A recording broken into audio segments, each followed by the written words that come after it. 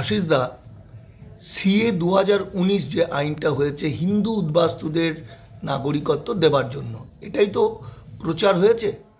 তোমার কি ধারণা কত মানুষ নাগরিকত্ব পেতে পারে? আমার ধারণা সিএ 219 হিন্দু বলে নয়, যত অমুসলমান বাংলাদেশে আছে বা পাকিস্তান থেকে এসছে তাদের জন্য।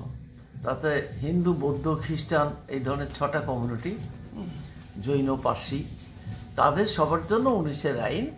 তাতে খাতা কলমে বলা হয়েছে যে যারা 2014 সালের 31শে ডিসেম্বরের মধ্যে ভারতবর্ষে এসছে তারা ভারতের নাগরিকত্ব পাবে যদি তারা পাসপোর্ট অ্যাক্ট এবং ফরেনার্স অ্যাক্ট থেকে ছাড়া পেয়ে থাকে এবং যারা এখানে আশ্রয় প্রার্থনা করেছে, ভারতে এসেছে এবং এসে আশ্রয় প্রার্থনা করেছে।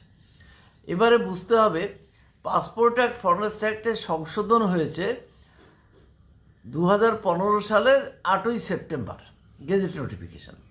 তাহলে 2014 সালে যারা এসছে তারা জানেই না যে পাসপোর্ট অ্যাক্টের সংশোধন হয়েছে এবং তাতে আবেদন করলে সে ছাড় পেতে পারে।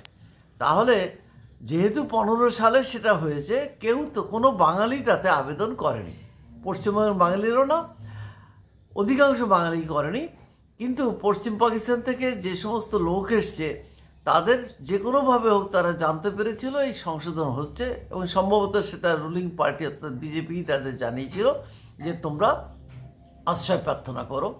সে 3,333 জন, 31,313 জন এই আবেদন করেছিল।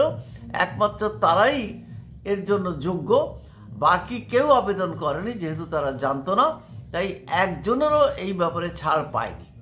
তাহলে নতুন যে বাইলজ তৈরি হলো নাগরিকত্ব আইনের 19 সালের, তাতে বলা হলো অবশ্যই পাসপোর্ট অ্যাক্ট, ফরেনার্স অ্যাক্ট থেকে ছাড় পেতে হবে।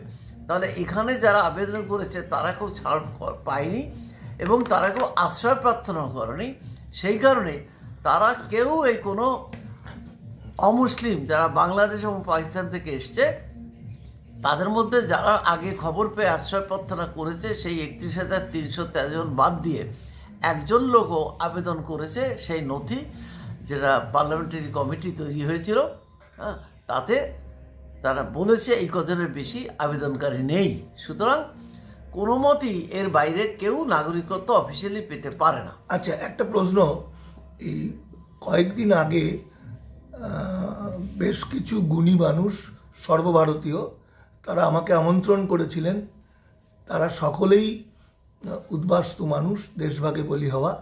সেখানে আমি কিছুটা আইনের ব্যাখ্যাটা বলেছিলাম, আমি যেটুকু শিখতে পেরেছি বা আমার গবেষণায় যেগুলো উঠে এসছে। তো তারপরেই সুকান্ত ভট্টাচার্য, পশ্চিমবঙ্গের বিজেপি নেতা, সুকান্ত মজুমদার, যিনি হিন্দুদের হাতে অস্ত্র রাখতে বলছেন, যদি সত্যি করে হিন্দু হতে হবে, ভালো হিন্দু হতে হবে এবং ধারালো অস্ত্র রাখতে হবে। তার কাছে আমার আলোচনা শোনার কেউ গেছিলেন। যাওয়ার পরে তিনি বলেছেন যে কেউ কোনো ভয় পাবে না, 2014 সালের আগে যারা এসছেন তারা সবাই নাগরিকত্ব পাবেন, সনাতনী হিন্দু যেহেতু, সুতরাং সবাই নাগরিকত্ব পেয়ে যাবেন। এই বিষয়ে আপনার কি মনে হয় সুকান্তবাবু? আমার নিজের ধারণা যে এই নাগরিকত্ব আইনটার যে সংশোধনী তার সুকান্ত মজুমদার পড়েননি বা পড়লেও তিনি তার ডিটেল জানেন না, এইটা হচ্ছে বড় কারণ। এইটা একটা অজুহাত হতে পারে। আর একটা হচ্ছে তিনি জেনে শুনে মিথ্যে কথা বলছেন, দুটোর একটা। এবং এই কাজটা নরেন্দ্র মোদী এবং অমিত শাহ সচেতনভাবে এই মিসগাইডটা করেছেন। কিন্তু আইনটা যখন বাইলজগুলো প্রকাশ পেল তখন ধরা পড়ে গেল যে এতদিন তারা যা বলেছিলেন তা সত্য নয়। যে কারণে পশ্চিমবঙ্গে যে কেউ এই নাগরিকত্বের জন্য আবেদন করে সেই বাইলজ রুলস অনুযায়ী তাদের সবাইকে আগে ঘোষণা করতে হবে যে সে বাংলাদেশের নাগরিক। তাহলে দেখুন, যে বাংলাদেশের নাগরিক তার ভোটার কার্ড এখানে থাকার কথা নয়, যে কারণে ভোটার কার্ডকে প্রমাণ হিসেবে চাওয়া হয়নি।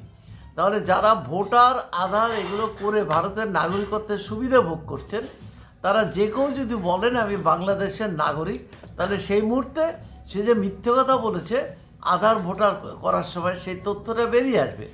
আর ওই অ্যাপ্লিকেশানে তাকে ঘোষণা করতে হচ্ছে যে আমি যদি কোনো মিথ্যে বা ভুল তথ্য দেই তাহলে আমি সারা জীবনে কখনো ভারতের নাগরিকত্বের জন্য আবেদন করার যোগ্য বলে বিবেচিত হব না। আমি আর একটা কথা প্রশ্ন করি, ভিডিওটা ছোট করলে অনেকের কাছে যাবে।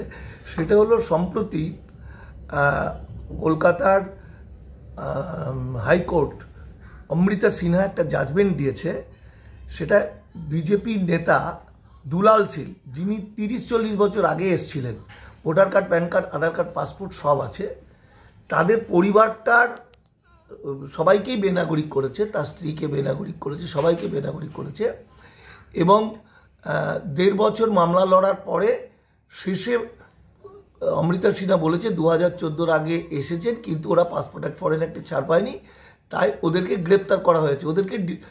ওদেরকে এখন পুশব্যাক করবে, যেটা আমি পুলিশ ডিপার্টমেন্ট থেকে যেটা জানলাম, পুশব্যাক করবে, বাংলাদেশে পাঠাবে।